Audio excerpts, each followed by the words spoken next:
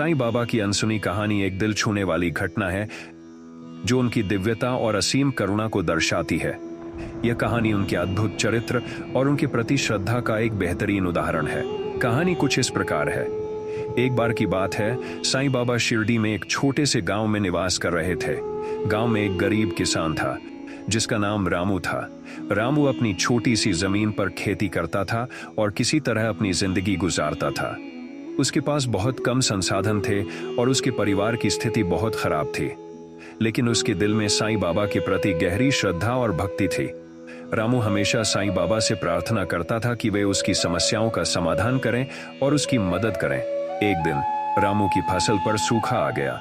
उसकी फसल बर्बाद हो गई और उसके पास खाने के लिए कुछ नहीं था।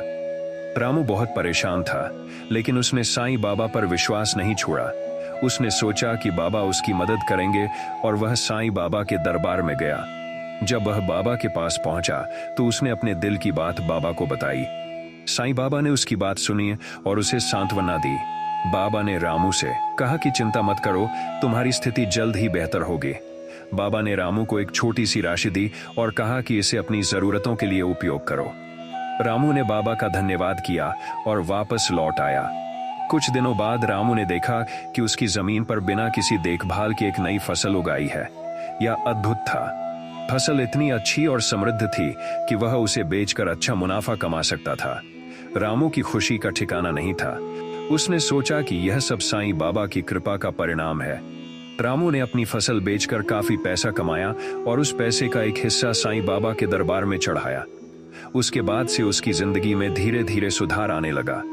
उसकी आर्थिक स्थिति सुधर गई और उसका परिवार भी खुशहाल हो गया। इस घटना के माध्यम से साईं बाबा ने यह सिखाया कि सच्चे विश्वास और भक्ति से कोई भी मुश्किल हल की जा सकती है। बाबा ने अपनी करुणा और शक्ति का परिचय देते हुए एक गरीब किसान की जीवन की दिशा बदल दी। यह कहानी इस बात का प्रतीक है कि बाबा की कृपा और आशीर्वाद सभी के जीवन में आशा और सुधार ला सकते हैं। साईं बाबा की यह अनसुनी कहानी आज भी श्रद्धालुओं के लिए प्रेरणा का स्रोत है और उनके प्रति विश्वास को और भी मजबूत करती है।